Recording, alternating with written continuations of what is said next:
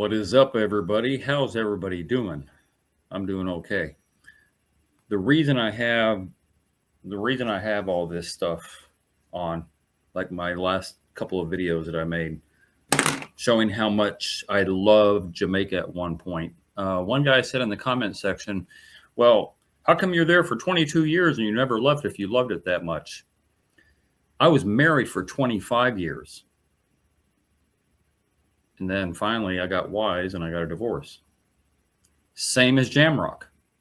22 years, married, got wise, got a divorce. You know, I never wore this hoodie.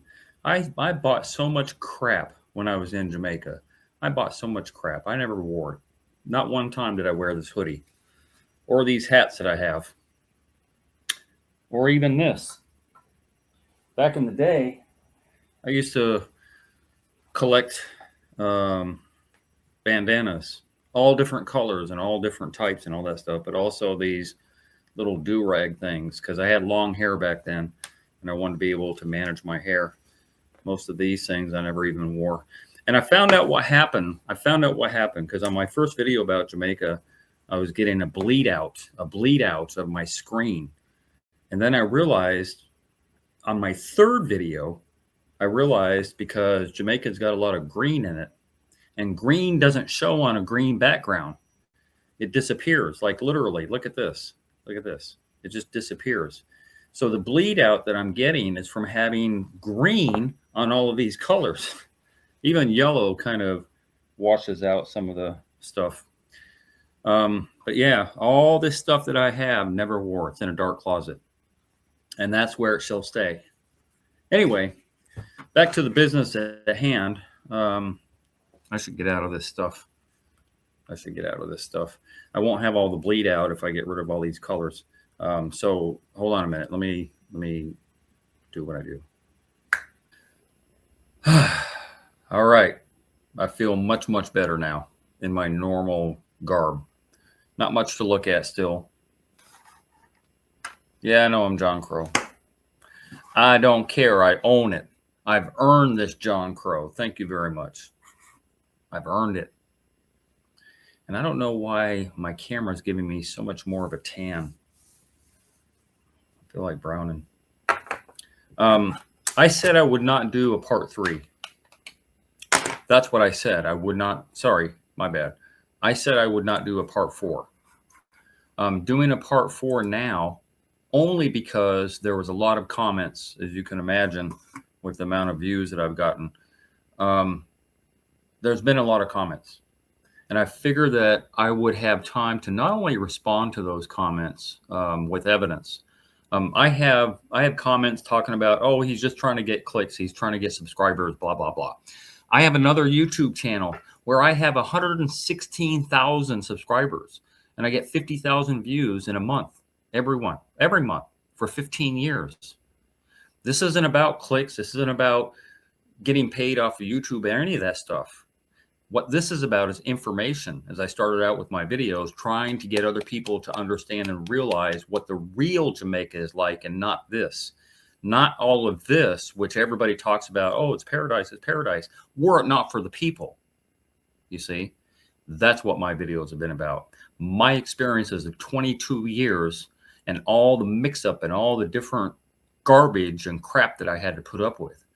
And then there's other videos, there's other comments about, oh, you're trying to colonize, you're a colonist and blah, blah, blah. I'm like, I'm not the colonist. So enough people, even in Jamaica, don't know their own history. When I moved down there, prior to me moving down there, I did my due diligence. I found out the history. I found out from, Columbus killing off the Arawaks and getting stuck on Jamaica. I found out Spain had it for 80 years. I found out that, the British, the Spanish, and the French divided up all the islands, and the strongest person always won out. So any island in the Caribbean that's British, it's because they wanted it, because they were the strongest. And then next would become Spain, and then next is France, in that order.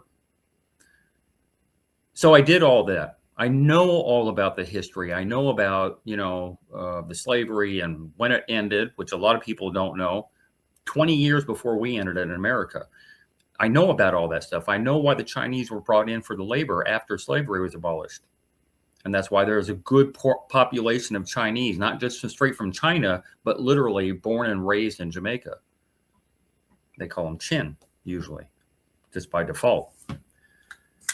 And Indians. And so I have a history there. I'm not a colonist. I'm not even British. And one guy said, oh, something about how you stole money or made money while you were in Jamaica. I didn't make any money.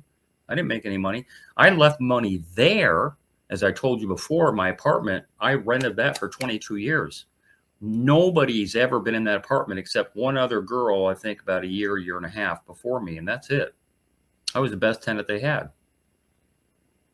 So no, I left money on the table there. Like literally, I'm putting money into Jamaica. When I first went there, JMMB was, I think, a startup. I think they were only 2, maybe 3 or 4 years old at the time. And I was one of the first investors in JMMB. And I made some money because at that point, it was 27%. And with my tax rate, it ended up being like, I think it was 22 or 24% or something like that. So no, I have a very, very, very, what do you call it? Financial ties to Jamaica, in that when I brought money in there, it never left. Anytime I paid my rent, left the money there. Anytime I went and bought food, left the money there. Anytime when I bought my car, left money there. When I filled up gas, when I had insurance, when I had fitness, all of that stuff, as if you were coming here and paid taxes and went to Walmart and did all that stuff. If you came here, you'd be doing the same thing. You'd be leaving your money here. I did it there. When I went there, I had 40,000 US in JMMB account. And that lasted me well through a long time. But in the interim, I brought back money, and even my rent money alone, you can do the math, 200 a month times 22 years and figure out how many months are in there. That landlord made a boatload of money off of me, and that money never left. I digress. Some of the comments are just trolling. They're trying to get a reaction. They don't think that, why am I so dark? They don't think that I'm speaking the truth or whatever. And then I have a lot of comments where it's like, oh, big up yourself. You know what you're talking about, and, tell the truth and blah, blah, blah. And I do. And so in those 3 videos that I made prior, it was about me and my experiences. Pure and simple, me and my experiences. And all the things that I did while I was down there had nothing to do with making money off the Jamaicans. Hello, they made more money off of me than I ever made from a Jamaican. Did I say ever? I never made money from a Jamaican. Having said that, when I first moved down there, I think the first couple months, I was at a dollar store here in America, and I just accidentally stumbled on these fans. I can't show you the back of it because it'll disappear. The back of it's green. See how it disappears on my green screen? But it's green, gold, and black. The colors of Jamaica flag, right? And I'm like, oh, snap. So a dollar for one fan that has a little kickstand on it, and it has a little string, an adjustable string. You can wrap it around your neck and hang it there. 2 AA batteries. So I bought all of the fans that they had at that dollar store. Then I went to each and every dollar store in my area within probably a 20-mile range, and I bought all of those fans. And I brought 80 of these fans with me to Jamaica. 80. And I figured, you know what? For $80, I could probably triple, quadruple my money, because I could sell them easily for $3 or $4 to a tourist, right? They don't want to sweat. And so, yeah, I put these in a barrel. And when I moved down there, a bunch of these came with me, along with calculators, the little tiny calculators that are, yeah. The dollar rate back then was 40, I think it was 45 or 48 to 1. And for me, it was a little difficult to figure out, and cell phones weren't around at that point. Smartphones, rather. So I brought calculators, and I brought a bunch of these, and I just figured that would be a little side hustle. And remember, I had money in the bank. I didn't need any money, but you cannot do nothing forever. You have to have something to do. So this is my little side hustle. So let me tell you a story about these fans, right? And this goes back to my personal experiences. This video in particular, as I said, part 1, 2, and 3 was about my personal experiences. This is a little bit more of just observations of Jamaica and lifestyle and government and a lot of stuff that I disagree with, but it's not my lane. Jamaicans, that's their lane. And so I can't really, I can give my opinion, but I can't really, I could never do anything about it because, you know, I'm not a Jamaican. So most of this video is going to just talk about my observations with how things run in Jamaica as opposed to my own experiences. But let me get back to this. So I get there and I take all these out of the barrel and everything. And I'm like, oh, okay, you know, little side hustle. So I get myself one big scandal bag, which is another interesting historical thing. If those people that don't know this, that even live in Jamaica, scandal bag used to be, anyway, it was a black plastic bag. In fact, do I have one here? I think I may have one. This is a scandal bag. It's black and it's plastic, and Jamaica stopped using them years ago, and so they don't really exist anymore because they're plastic and people were throwing them out and littering and stuff like that, clogging up drains, blah, blah, blah. Scandal bag. So back in the early 70s, when these came out, they used to have see-through bags. And I think some of them were even pink at that time, a light pink. When people would go shopping, they'd go to the drugstore or whatever, and they would buy things, whether they be condoms or tampons or whatever it was. Other people, as you travel, could see through those bags. And it was a scandal. So they came up with black bags so you can't see through them. That's why they call them scandal bags. Anywho, before I so rudely interrupted myself, these fans were going to not make me money, but it was a little side hustle I could do. Having said that, I tried to walk up to tourists coming off of the ship in Ochi. I would try to, say to them, hey, it's a scandal bag. I mean, a fan has scandal bag on my brain. Hey, a fan, and you can put it around your neck and you won't sweat. Da, da, da. Oh, no. The tourists get hustled so much there by everybody about everything that they just kind of blew me off the same way. And I'm not really a sales guy, so I kind of gave up at a certain point.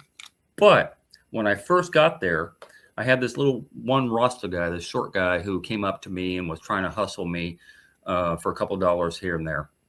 And one day he came up and he's like, yo, I got this other American lives down this lane, let me go introduce you to him and this and that. I'm like, oh, okay. So I took the bite.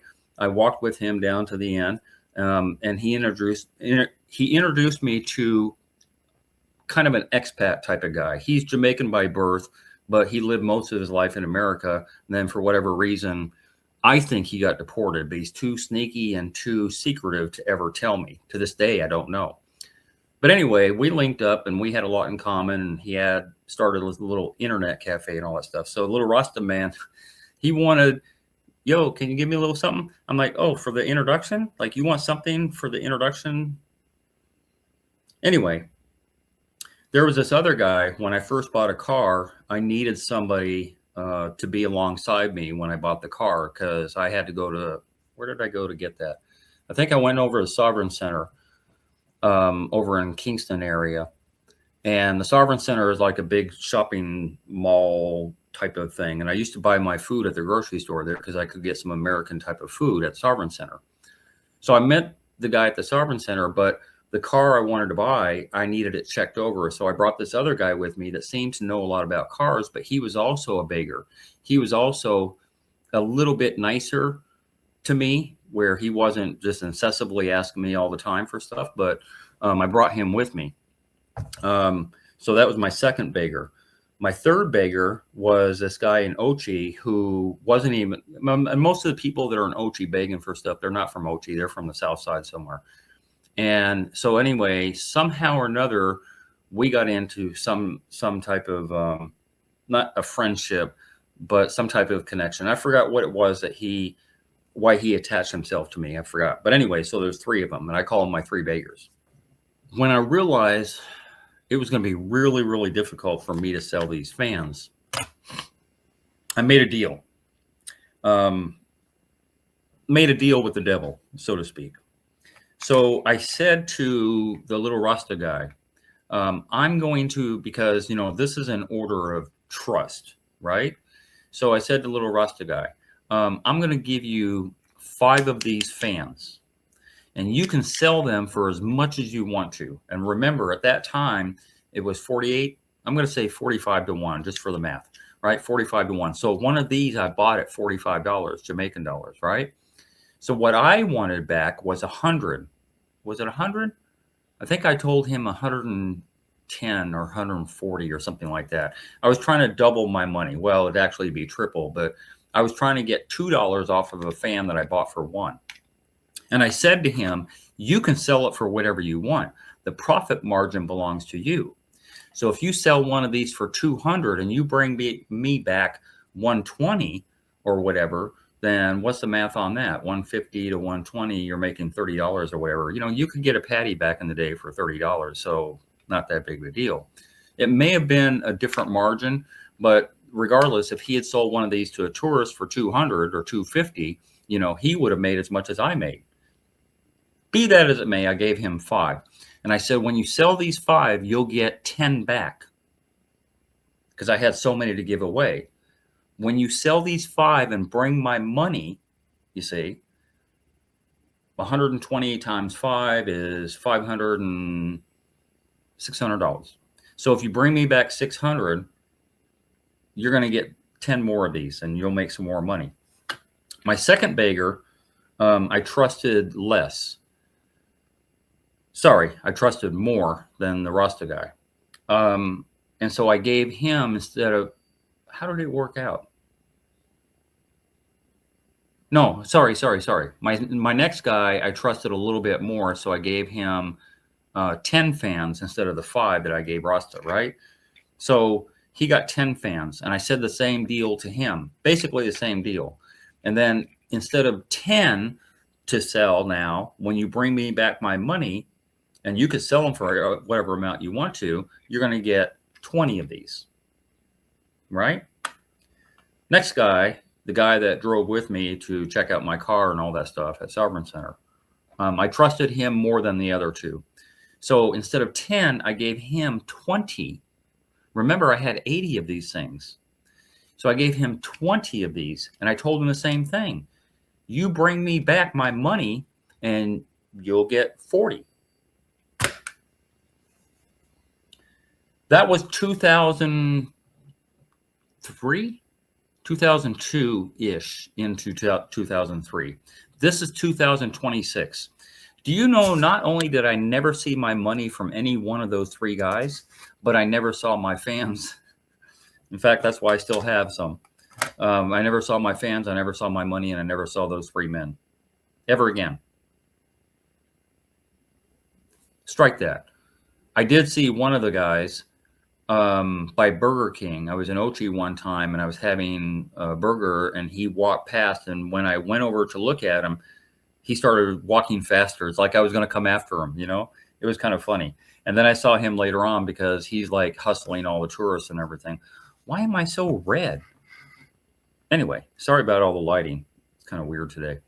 And I did see him later at one point, and I actually got after him. I started, giving him a hard time and bugging him and all that stuff. And I had a Pepsi in my hand at the time, and I had the cap off of the Pepsi, and I was really bugging him on my money. And you know what it was? It wasn't even about the money. I knew I'd never see the money. I knew I'd never see the fans again. It was the principle of the matter, that you're going to rip me off. A guy that tried to help you out, you're going to rip me off? And so as he was talking to me, and I was giving him a hard time and kind of, raising my voice at him, he's like, I'm going to get my brother and come kick your ass and all that stuff. And I took my Pepsi. It was like instinctive. I just took my Pepsi and I just went like that. And the whole Pepsi went from head to toe on him, because I was pissed. And rather than hit him, I just showered him with my Pepsi. which afterward I thought was pretty funny. The drama I try and stayed away from as much as I could because I'm never going to win. And as I told you on the other video, everybody likes OPP, other people's problem. Everybody likes that in Jamaica. If it's not their problem, they love it. They'll put themselves in the middle of it and they'll chime in and yell and scream and shout and all that stuff, their opinion, when the situation has nothing to do with them. Nothing at all. Anyway, I get off that train for a minute. There was a lot of things that I thought about, trying to sell. But after the fan and the calculator thing didn't work out, I kind of backed off of that. And I think I said it on my first video. I made these little bamboo pen holders, and I still have a couple. Obviously, I use them for pens, but I have one in my bathroom with razors and toothpaste and toothbrush and stuff like that, with little ply at the bottom here that I cut out very carefully around the bottom. So I made that. At one time, I had cut down. Look at this big mamma jamma. This is how big the bamboo gets in Jamaica. So I took this and I cut it at both ends. I cut it there, and then I cut it here, and then I shaved off the top end, right, enough to have a hole in there, and then a little slit there. And it says, "Feed the pig," because that was a little piggy bank for my son. And then I just glued the top on there, and that was his little piggy bank, which would fill up and have a lot of money in there. And he ended up stealing from himself at one point, but I still have that. That wasn't to sell, obviously, but I did have an idea to sell a bunch of these. I think I made probably about 10, maybe 12 of these, and I gave them away mostly for presents to people that I know. So that's my personal situation. As I said, all the pushback that I got in the comment section about, I'm a colonizer. Who am I colonizing exactly? And all the other comments about, oh, look at this pinky, this pink guy, which I'm not pink. I'm getting there. Look at this pink guy telling Jamaicans, like talking smack about Jamaicans, you're not even Jamaican and blah, blah, blah, blah, blah. As I said before, some of it's trolling, where people, a troll is basically somebody that's trying to get a reaction out of you, like the schoolyard bully, basically. So I don't pay attention to those. Like I said, on my other channel, I have a 15-year history. I have 115,000 subscribers. I have people all over the world commenting on. For the most part, I start ignoring the comment section. If you notice in the comment section, when I don't respond at all, they're not worth my time. But if they say something nasty, go suck your mother, then they're deleted. Not only is the comment deleted, but they're blocked from my channel, because that's not really necessary. If you want to make a channel about how great Jamaica is, then by all means, get your phone out, get your laptop out, get your desktop out or whatever, and create a YouTube channel. And then you can talk, you can big up Jamaica. But in the meantime, this is my channel and my videos and my opinion. So don't come into my comment section acting rude, or you get it back. One of the other things, a couple of other things. Not only did yes, I spent money. No, I didn't make money in Jamaica, because that was another comment. What was the other ones? God, I wish I could remember. I don't want to bore you with reading through the comment section, but you can look for yourself, and there's a bunch of them. But one of them is what did you ever do? Did you ever do anything for anybody? Yo, you know what I used to do? My son was 4 years old when I moved down there. And every time he ran out, when he grew out of his clothes and shoes and all the stuff that kids do, every 8 months or every year, I would bag up all of his stuff and I would take it to a church in Ochi on James Avenue. And I would drop it off there. And I always think to myself, I wonder if the preacher is actually going through all of that stuff and using it for his kids or his neighbor's kids before he gives it to the poor. I wonder. But I can't judge. I don't know. But that's what I would do. So I would give those clothes away. When I would be on the road trips, as I said, I had my own car, and I'd be on road trips, whether by myself or somebody else, and I would be driving up through the bush somewhere. It didn't matter. Back in the day, Brownstown was kind of in the bush. They've grown up a lot, but Brownstown and Charlestown, and not Charlestown, what's the other one? I can't remember. It's right above, it's above Duncan's. What is the name of that town? Clarkstown. If I go through Clarkstown, some of these places that I remember the names of, but I remember all my travels, and I know basically everywhere from Trelawney all the way through St. Mary. I know that's all my stomping ground. That's what I knew. And so if I deviated from that area, went off the main, and I went into the bush somewhere, and I would see a mother walking down the road barefoot with a baby in her arm and another one, holding the hand or whatever, I would just pull up and stop and give 1,000. And back then, 1,000 was $17 US. I think it's now it's 6 or something like that, but it was 17. It was almost 20. I might even give her 2,000, but I would just stop and do that. There were times where when it was my birthday, I knew nobody would get me shit for my birthday. I just knew that. As you grow older, people don't buy you stuff.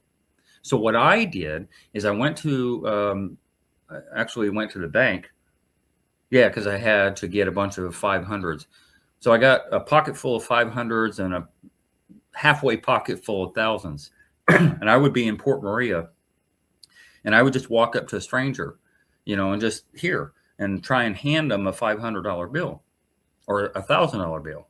And they'd look at me like that, and they'd, oh, no, thanks. I'm like, no, happy birthday. It's like, no, it's not my birthday. It's not, no, it's my birthday. It's my birthday. But let me do this for you. 8 times out of 10, they would not take my money. 8 times out of 10, they would not take my money, because it's that Jamaican mentality that I talked about on my other 2 videos. The paranoia runs deep. Why is this strange white man giving me money? There must be a catch. There must be some type of trick. I'm going to get harmed by kindness. By some type of fake kindness, which wasn't, I'm going to get harmed. That's the mentality. Trust me, if I went to Walmart, I just went out to the street here and handed somebody a $20 bill, they would snatch it up. Got any more? It's just, it's growing pains is what it was. And I had to stop doing it, on further birthdays. I'm like, well, this kindness isn't working out. So yes, I did a lot of stuff like that. I did stuff that I've even forgotten about. That was little tiny stuff, but yet it mattered to that person at the time. There was a guy, he was paraplegic from his knees down, and he rode around on a skateboard over in Priory, St. Anne's Bay area. And when I saw him in Priory riding around on his skateboard with, his legs cut off, I would stop and give him 1,000. If I was going that direction and he was on the other side, I would make a U-turn, pull up to him, give him 1,000, make another U-turn, and go back my direction. Because I knew then that man could use that 1,000 a lot better than I ever could. And I just felt, I don't know. I have empathy, and I not to the point where I'm a fool, because I got tricked a lot of times and it's a little easier to tell a trick. Speaking of tricks, this little boy, and it wasn't a trick, this little boy is so good on the drums, and I only caught part of it in this video clip that I'm going to show you. This is another time that, as I was reading the comments, I had forgotten about this, but I posted it on my other channel. What was it, like 8 years ago? It was about 8 years ago that I posted this original video on my channel. So just a little preface, I was driving from Mobay. I don't know what I was doing there, but it was a long day, and it was kind of late in the evening, and I was driving through Mobay going home to Ochi, and I think it was before Road 2000, so it was going to take a while because of all the potholes. And I decided to stop in Falmouth, because I knew there were a couple of restaurants there, and I usually don't sit down and eat because I'm too excited to drive and get home. But you know what? I got time. Let me just get some chicken and rice and peas and, sit down and have a proper meal. It was on a Sunday, I believe, because most of the places were shut down, and there was one restaurant open, and I ate my meal and I came back out. And when I came out, back in the day, Falmouth wasn't cut off. Before the ship and the dock and all that stuff, I don't know why they have ships going into Falmouth, But before all that happened, it used to be just a roundabout at the fountain in the middle in the square of the town. And so what they did is they blocked off the three entrances to get into downtown Falmouth. They blocked those up on Sunday night. And it was just kind of, they were trying to give a vibe, a family vibe, where you could walk around and, you know, have some drinks or whatever the case was. So I hear this boy playing drums, and, you know, I'm just hearing, oh, wow, let me just walk down there and see what's going on. So I walk down a little ways the street, and it's two boys, and they're playing with just sticks, not drumstick. Well, I think one of the boys did have drumsticks. That would be Malik. And then the other boy just had a couple of sticks. And Malik had a cheese can in a box. And he was and the other boy had a cheese can in a box too, or I think he just had a cheese can. But anyway, Malik was just, you know, just rocking it. And I sat on the wall and I just watched this boy. And he was 10. I think he was 9 or 10 at the time. And I was just in amazement that he could make all that sound from just those two basic items. And he was good. So I asked him, well, I'm going to play the video, because this is another thing. I'm not trying to, the reason that I made the video in the first place was trying to inspire other people to do something good for no reason. Just do something good for somebody else. Make somebody else's day. And maybe in this case, it made not just his day, but maybe it made his whole life. I mean, I don't know. But anyway, enjoy this video part. I'm going to step out for a second. So as you just saw in the previous little video clip that I did, saw this boy in town. He's 11 years old, and he's just awesome with the drums. So I had him find his mom in town somewhere, and I promised her that I was going to get him a set of drums. And I know it's not Christmas yet, but I just felt compelled after having heard and watched him play a box and a cheese can. I felt compelled to get him a set of drums. But more than likely, if he keeps it up, and I'm going to keep in touch with Mom, if he keeps it up, then I'm going to come back when he turns 15. I'm going to get him a full set of drums, and hopefully he can do something with that.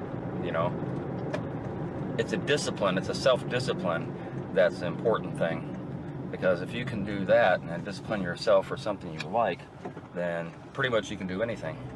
So what I want to do, did you know I brought you something? You didn't know that? I brought you something. So what I want to do is be able to kind of follow up in about 4 years when he's in high school, you know, get him a larger set. You know, something like adult type of thing. Malik, what is that? What's in the box? You can't see the picture? A drum set. A drum set. What? What? Get a drum set. Yes. You're going to have to find somebody to put together, because I'm not going to hang around. It's going to take too long, so you got to put it together.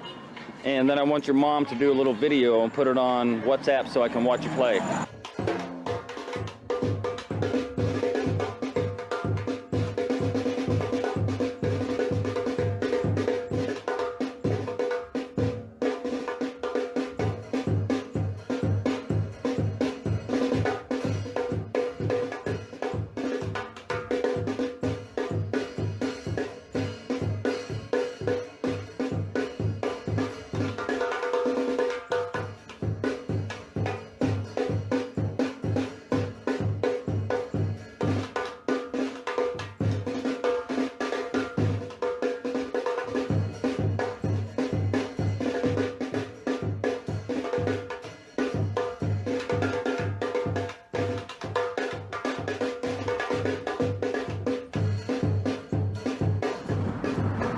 As you just saw, 4 years ago, I think it was 4 years ago, I had brought that boy some drums because I seen him really do well on drums, and I just felt like the need to influence him even more by getting him a set of drums. And I told him when he's in high school that if he's still into the drums, then I'm going to get him the big boy set. 4 years later, I am on the road to go get him the big boy set that I've already purchased. But it's going to be a long drive because I got to go from Ocho Rios to Montego Bay and figure out again where this lady lives. But you know, I got the set in the trunk, and it is much larger than what I bought him before, although it's upside down. Yeah. So anyway, I am on the road to go deliver this set. Guess what? Also, Friday is his birthday, which I had no clue about. But Friday is his birthday. Today is Monday, so he's getting an early birthday present, which is really cool.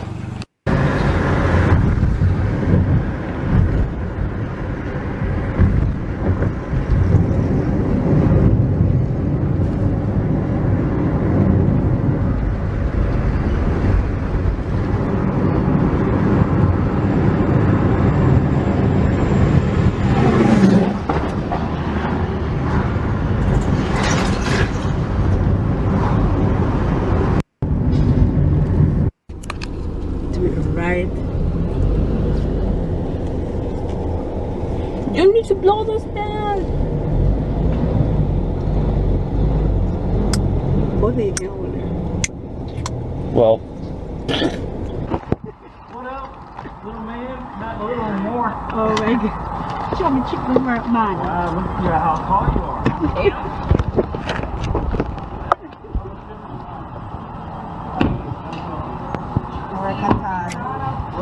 How you know? You can't see inside there. You see a box. Wow, you look. You're too street smart. You look for everything, huh? Where are you from? So what you gonna do with them now? You gotta give them out for a present. You gotta pass it forward, right? What else is it? You got a new set. What's that? Jump set. How you know? The picture showed you, right? But it's upside down. How can you read upside down? You're that good? When's your birthday? Friday. Friday's your birthday? Happy birthday, Malik. Wow. How old are you Friday? Ooh, getting old. A couple more years, you'll be out of the house. You're going to kick him out when he's 18? That's right. Okay, take him out, put him in. They're happy. Come on. It's funny. It's a tour for us. That's right. Is it going to work? No. We're taking them to. They're going to take it.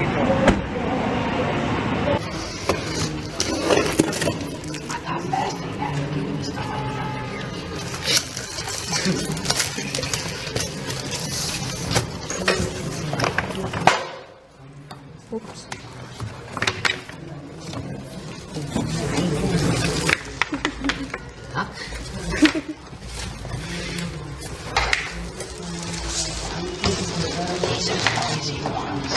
Here, Kate, make some noise. Oh, that would be my pleasure. Believe me.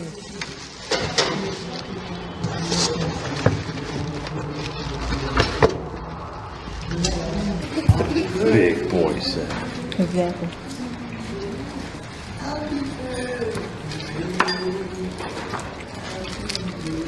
You trying to put that together? All right, we got our back spot. Let's go. Bye.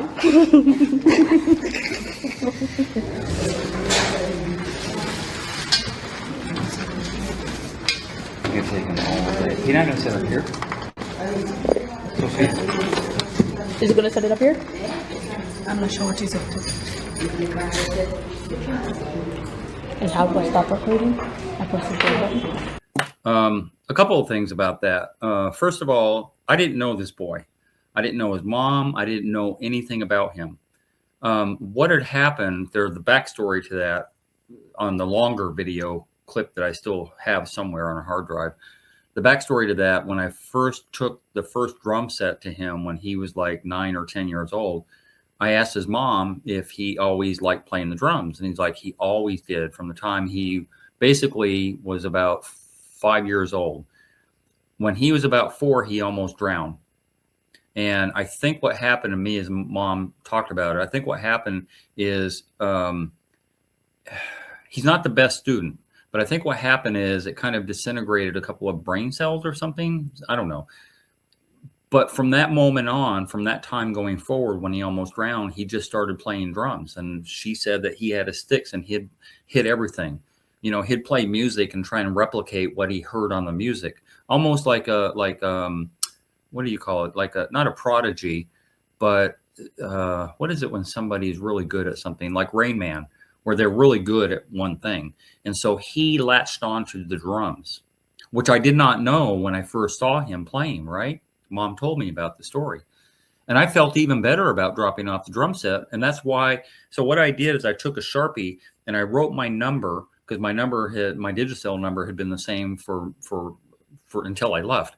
But I wrote my name and number on that drum set, that first drum set, on everything, the bottom of the chair, the bottom of the snare, like everything, everywhere that I could kind of hide my number, I wrote it there, because I promised his mom that I would come back and bring the big boy set later on in life, you know, in about 5 years when he's in high school. If he's still into drums the way he is, then I will give him another set, a larger set. And so I hit her up. I think it was 4 years later. I hit her up and like, is he still in the drum? Oh yeah, he had plays in the church. So getting back to the church thing now. So when you saw the second set being open before I stopped the video, that was in a church. And I don't know what her business was there, why she was there. I think she was a caretaker or something like that. But long story short, there were some people sleeping on the floor in the church. And I don't know the story behind that. So we had to be very, very quiet when we were unpacking. And there was no way I could watch him play or anything like that. And I think he was 14, either 14 or 15. Yeah, his birthday was coming up, 15 years old. On that Friday, which I had no clue about. That was kind of off the cuff type of thing where I just brought it to him that week. And I think it was probably, I don't know, a Tuesday or Wednesday when I showed up. So it was his birthday on that Friday. And, you know, maybe one day he'll be playing for Sean Paul, or he'll be playing for Shaggy or somebody like, I don't know. But I just felt like whatever somebody has when they have this little seed, right? And you want that seed to germinate. You want to water that seed and make it, you know, be in the sun and just make it grow. You know, that was my impetus. That was the reason why I did that. Especially because they didn't ask for it. I'm more inclined to give when people don't ask. As I mentioned earlier about my other stories, where I just, you know, give things away for my own. It just makes me feel good to be able to do that, because I can't give something to myself and make myself happy, but I can make other people happy. I can enhance their life a little bit, which kind of ties into a little bit of the story, which I kind of alluded to last time about why I finally left. Because, you know, as I said, this the death of 1,000 cuts, with all the little stuff I had going on with, you know, the little drama that was brought my way. It seemed like on almost a daily, you know, where, I mean, even the small things, you know, like I mentioned on my first video, I'm coming out of the airport in Mobay and security guard is standing there, and there's 2 doors, exit and entrance. And I've just walked out the entrance door, and the security guards, no, sir, you got to go through that door. Nobody around, but everybody's got to be a boss there. And it's just, it grates on you. It's like, just shut up, leave me alone. You know, like mind your own business, basically. Yeah, she was a security guard, but so what? What is she securing? What harm? What? Anyway, not to get too much into that, because this video wasn't really meant to be about all of my stuff. And as I said on my last video, that I desperately tried to come up with good things that happen in Jamaica. And it was increasingly difficult to come up with good things. I came up with 4. Then I realized there was actually a 5th good thing that is more personal than it is about Jamaica personally. But the young lady who I talked about that went on my behalf to go rent the apartment sight unseen in the Gleaner, because she's going to get a better rate, or sorry, strike that. She's going to get the fair rate, right? So they're charging $12,000, but if I showed up, it probably would be $15,000 or $18,000. So I had her go. That was the first person that I dated in Jamaica. And I'm not going to say her name, she'll know who she is if she ever watches this video. But I met her at what they call Go-Go Bar. And I vetted her enough to know that she was real. It wasn't just trying to use me-ish a little bit. But also, the longer she worked there, the more she consumed alcohol. And I'm not about people around me that consume alcohol. I don't drink, and I don't want to be around people like that. And eventually, we broke up. Probably about a year that lasted. And ironically, through some of my TikTok videos, about 3 years ago, we reconnected. We reconnected a few times along the way, not a whole lot, but a few times along the way. We reconnected, but it was few and far between. Like every 7th year or something like that, I would drive out where she's at, and with a friend of mine, and I did see her a couple of times, but the last time in 23 when we reconnected, it had been a long time. God, I want to say her name so bad. But basically, when we linked in the very beginning, it was I was 40. Was I 40 or 41? I forget. And she was 20 years younger. The irony is she's now my age currently at the age I was back then. I'm in love with a man nearly twice my age. Yeah. That's the irony. Good person. She really grew into a wonderful, she just grew into, she is so much different from what I knew her before in a better way.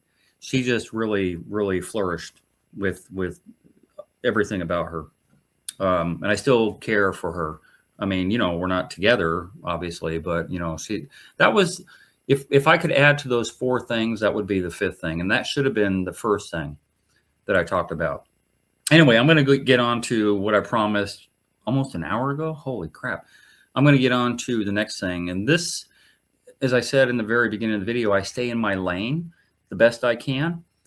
So most of what I'm going to play here has to do with Jamaica and Jamaica culture and what you guys have to deal with, not me in particular. One thing I will talk about before I play this video, I will talk about this. I'm a beach guy, and I said that on my first couple times on my first video and my second one. And I was able to find a beach in Trelawney with my drone where I could just fly it out there and kind of look around and go, okay, nobody's really around here. It's a beautiful beach. Let me go out there. And that's where I continue to go for years and years and years and years and years. But that's the exception and not the rule. Most beaches there aren't accessible by the natives because they're owned, as I said on my other video, by big hotels and corporations. So when they build a hotel on the beach, they take it over and they got fences on the left and right. And a Jamaican can't use their own beaches. Once Beaches takes it over, or Sandals or any of those companies take it over, they can't use them. And then the few ones that they do have, they start charging for. And sometimes the rate is, like Bay Beach and OT. I think last time I was there, it's like $150 to get in. And then there's a couple of other beaches along the way. They've got one in Priory, I think one in Salem. But anyway, all these beaches aren't as nice as the hotel beaches, and they charge for them. And I think that's wrong. The fact that you can own sand and water, and nowadays it just seems like things are out of hand. So that's the culture that I'm used to going back 20 years. I remember even, who was I with? I was with somebody, a native there. I can't remember who exactly, but this little boy in a school uniform came up to me and he was begging me for silver. Sir, can I have some silver or something like that, in his school uniform? And the person I was with said to the boy, stop that. Do you know how pissed and embarrassed your mother would be? You begging in that uniform? I didn't get that. But yeah, that was the culture where my friend could say something to that boy, and then now it's different. And then the last part of that is a Jamaican who has come foreign, who lives in Florida, and he's on YouTube. And I'm going to call out his name. Hold on a second. I'm going to call out his name. You can go look him up. Very, very intelligent, wise young man. I appreciate him a lot. J-Pro-World. There's a lot of YouTubers that talk about Jamaica. I talked about Throp. I can't stand that guy. He makes me want to puke in my own mouth. He always talks about, one of the reasons Jamaica is so expensive now is because people like him. He's trying to make it like Miami. He's into this construction thing and this and that, and it's all about him and his bank and his wallet. It's not about Jamaica. I just, this Throp guy, I can't. I don't hate anybody, but I cannot stand pretentiousness, and he's very pretentious in a sketchy way, in a very sketchy way, because he acts like he's real and he's not real. I talked about Jessica Cargill. There's a whole bunch of them. Jamaica with Irie. And I spoke to her one time because I was pushing back on her when she had only been in Jamaica for about 4 years at that point, 4 or 5 years. And we had a phone conversation. And she's very, on video, she comes across as very intelligent, very wise and knowledgeable and all that stuff, which she is. But on the phone, she's very combative, like just hijacking the conversation as we spoke. Like, there's a term out there called the Dunning-Kruger effect. And the Dunning-Kruger effect basically is somebody who thinks that they know more on some topic than they actually do. And I think Jamaica with Irene is her name, I believe. I think she's got the Dunning-Kruger effect. There's Ross Kitchen. There's the Osbornes. Oh, I want to talk about the Osbornes. So they're a couple from Great Britain who bought some property in Jamaica and started building about 5 months ago, moved to Jamaica, sold everything and moved to Jamaica, which I don't know why you would do that.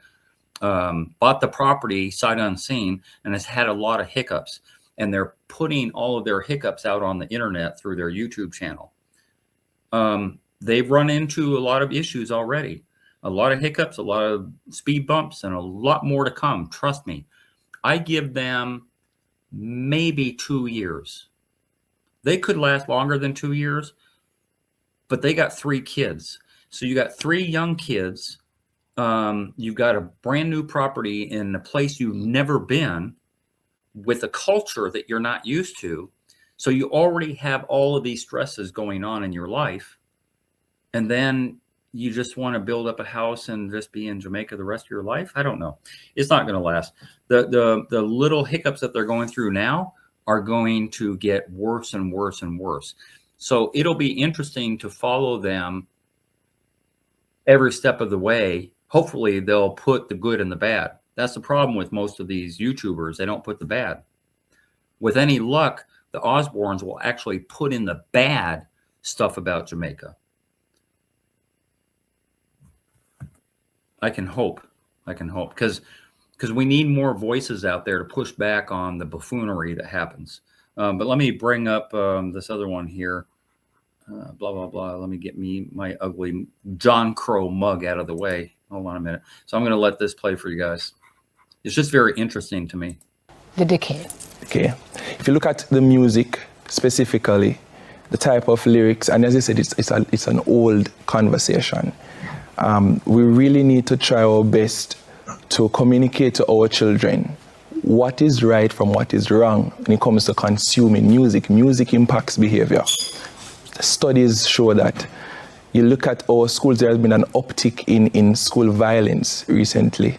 I saw right across several secondary institutions, even being captured, footage. Our children have no problems capturing footage of them bullying their peers. And when you listen to the music that they listen to, it promotes a type of behavior. I'm better than you. I'm a bad man or I'm a bad girl. It's a decline that we have to really acknowledge. So it's true, a very good observation. It is reality. The young people now tends to They like that type of vibe because they see it as entertainment. But Simon, we need to redefine what is entertainment. Singing about unaliving, your fellow Jamaican citizen shouldn't be the definition of entertainment. Or me hear that I'm Mr. Boss Blank, bop, bop. That is what they consider as being good lyrics. And I was just looking at the statistics, and you think about it.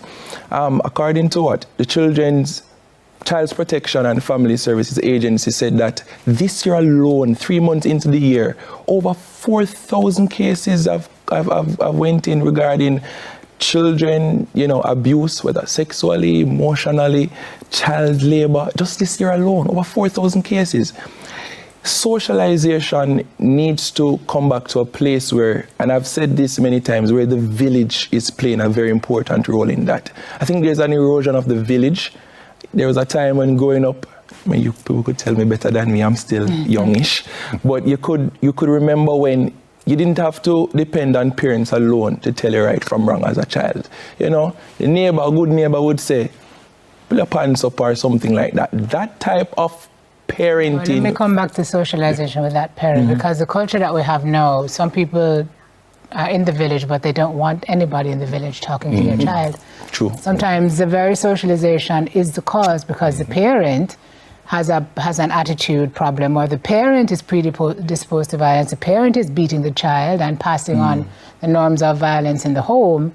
So yes, I understand about coalescing around that idea, but society has changed so drastically does that even still hold true?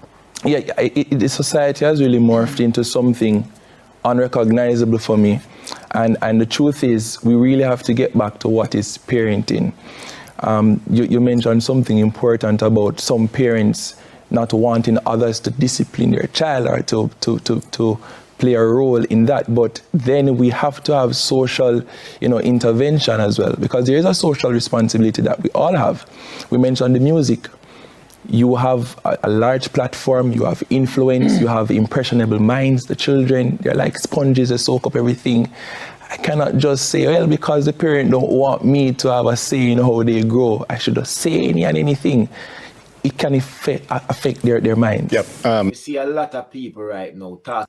All right. So before we get on to this is a guy that I was talking about earlier. Let me reiterate what his YouTube channel name is, because he's just so and he's probably 30-ish somewhere. He's probably about 32, 34 years old. So wise, so smart, so intellectual. That was a live stream that I caught.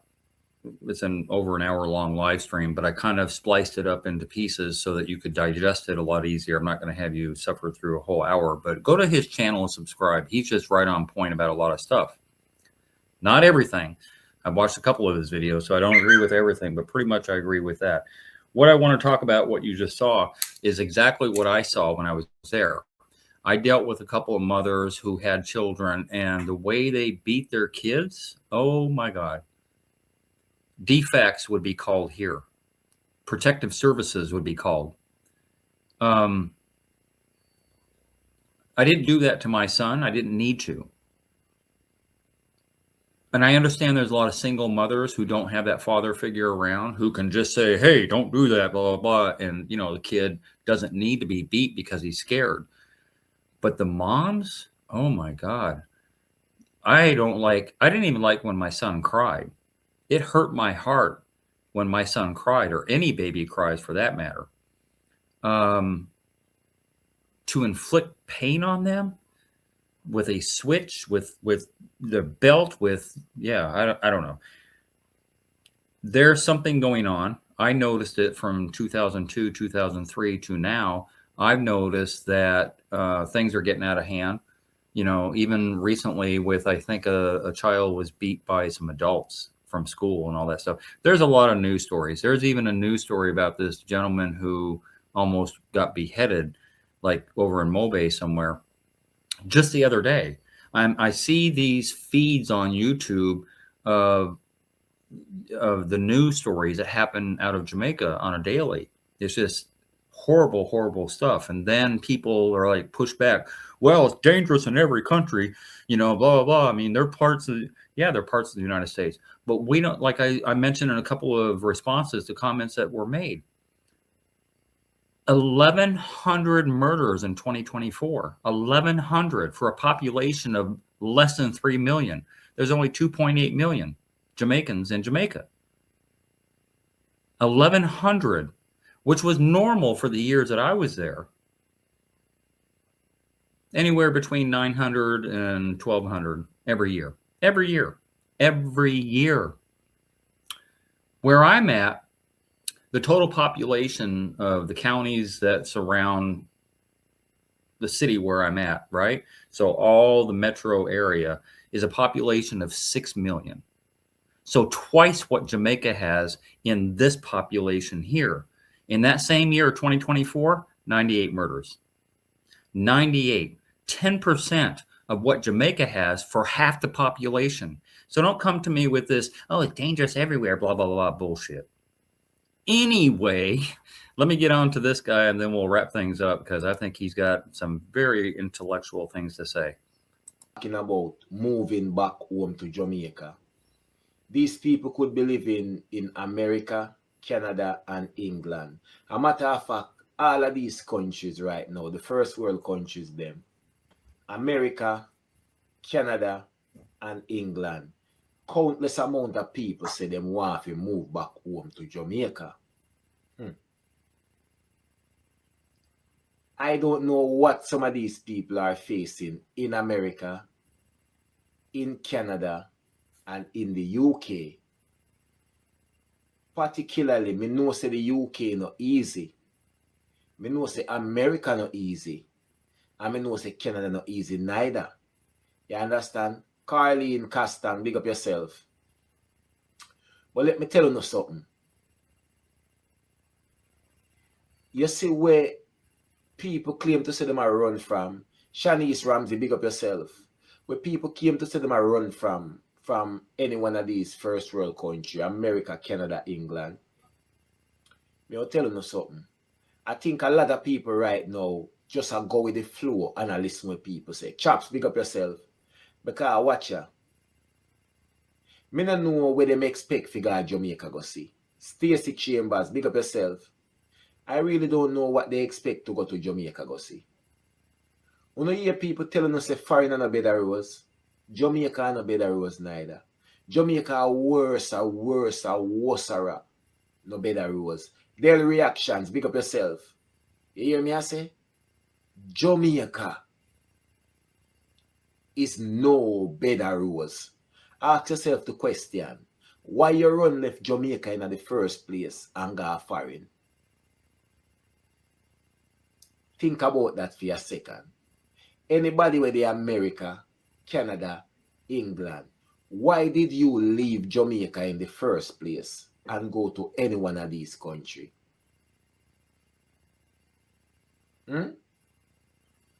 Why you think you get so many phone calls from Jamaica? Somebody a beg you something. What you do? You think I just love beg, or them stack up with millions down there and just feel like we beg you? Why you think change the 10, 15 years you're there foreign? You think Jamaica change? And all of a sudden, everything work out itself in a Jamaica and you can go get a nice job and money are run and all these things? Ask yourself, why did you leave Jamaica in the first place? So far, a 3 person me see when me know we move to Jamaica and within 9 months them gone back America. And when you go down, you're not going to really have a job. You're not going to really have a job. You have to go start a business. What kind of business you have to start at Jamaica? Where you do buy a car and rent it out?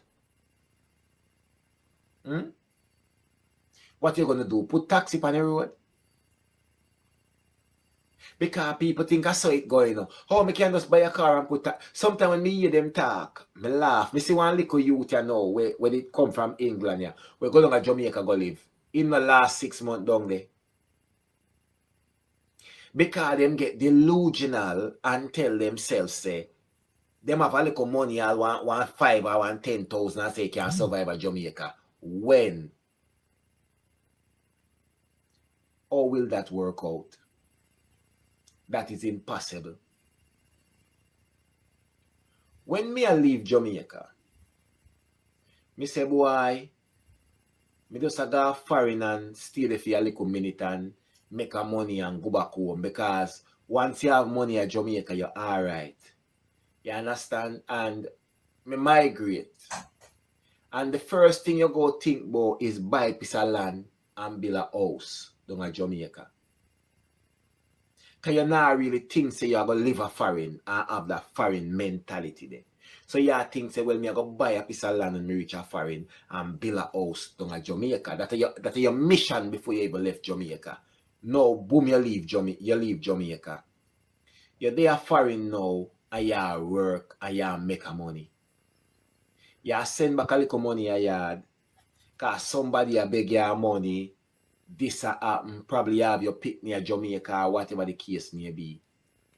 The land where they save to buy a Jamaica, you realize that money they are foreign to accumulate straight away. It will take you a while to come up with that. At the same time, you live a foreign and you want a house to live in a took you pay rent and the expense. It better if you pay a mortgage because one day you go own it. Alright. So you make a little piece of money. And you go so boom.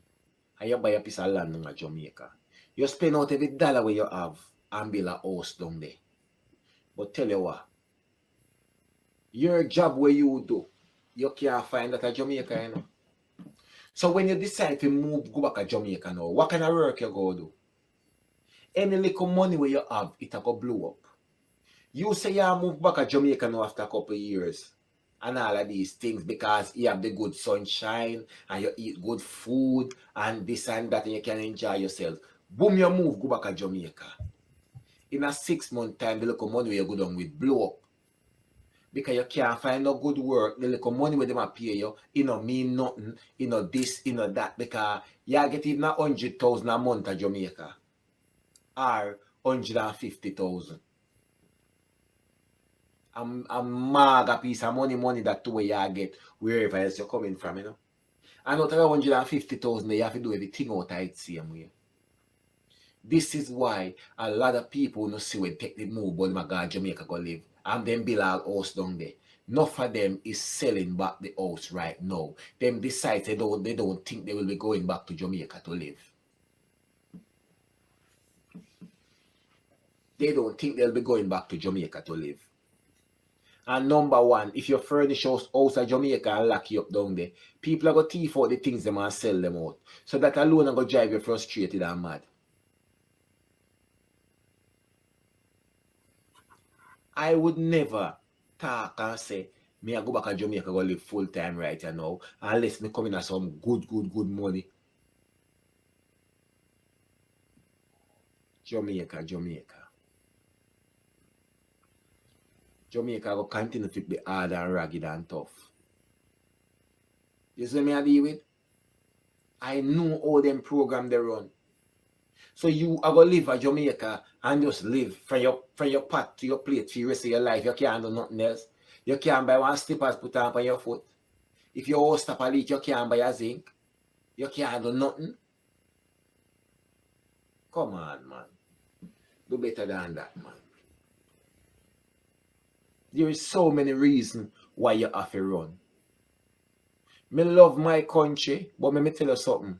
Me would advise anybody to run from Jamaica. Take it as me tell you. Run away if you can. If you can run away from Jamaica, you run away from Jamaica. You understand? Because if you run away from Jamaica and you have ambition, and you have goals, and you're willing to put in the work and work hard, remember me tell you say, you will live a better quality of life.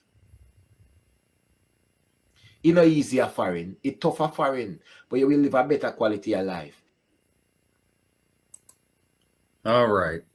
Enough of that. What are we at? An hour and 14 minutes? I'll make it longer. I love that. That's as much negativity that I could get from a Jamaican as I could ever find. All these other idiots out there, especially Throp, he's the worst. I don't watch enough Ross Kitchen, but for whatever reason, people are foodies, and they made him blow up before all that drama got involved. Somebody stole his channel, blah blah blah. I don't. YouTube dramas for somebody else, not me. The Osbournes, like all of them. There's a whole bunch of YouTubers coming out of Jamaica in the past 5 years or so since COVID, 6 years. But I never see negativity. And the way he broke it down from his own mind growing up there, from his own mind, the way he broke it down. And I think I don't remember where he's from, Clarendon originally.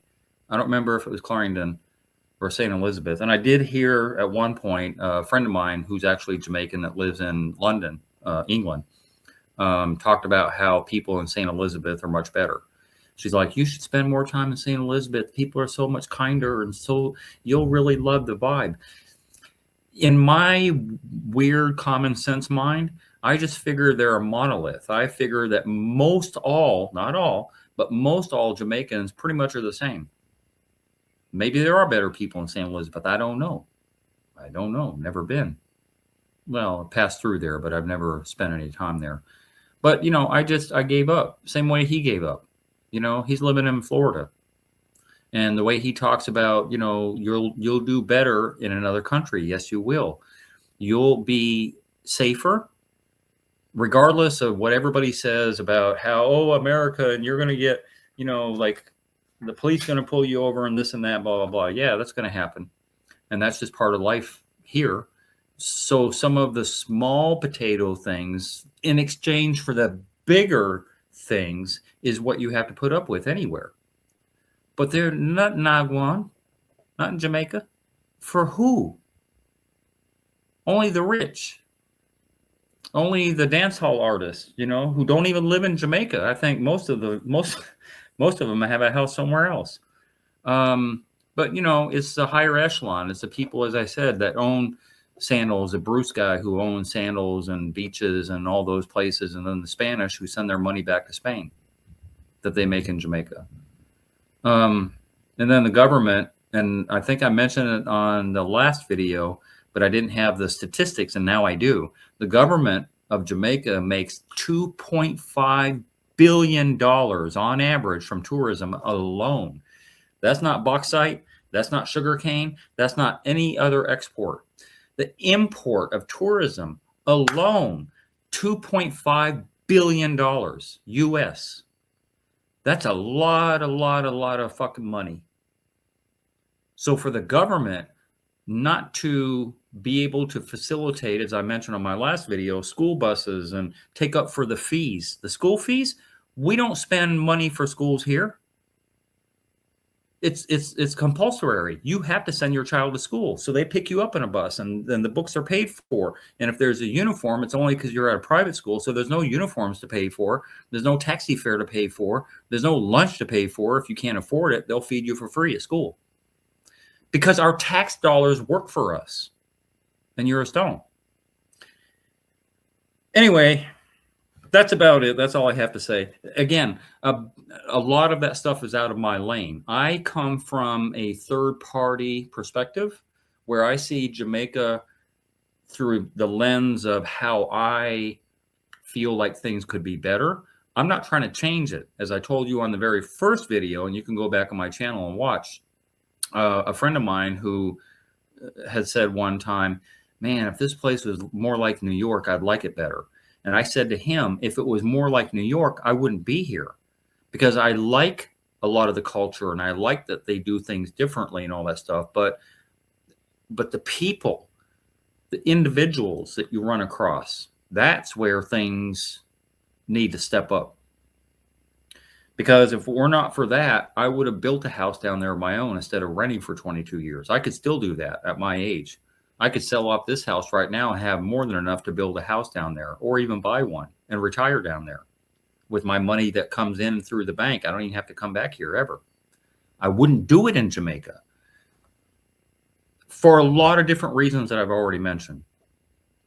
If I do it anywhere, it's going to be in Southeast Asia, one of the other countries that are more respectful, that actually know what respect means. In Asia. And that, do you know, in places in Asia, like in Thailand, if you spit your gum on the sidewalk, you could be arrested? Like, I don't like rule of law a lot. A lot of the reasons that I like Jamaica is because they can ignore the rule of law sometimes, a lot of times. But at least you know where you stand and you know what you can and can't do. And there's none of this, there's behavior etiquette. Like, even when tourists go down there and they get out of hand, they get locked up right away. You know, you just know what the rules are, and it's like you have to be in, you have to do right. In Jamaica, it's just like anarchy a lot of times. As I mentioned before, you know, it's like, I don't know.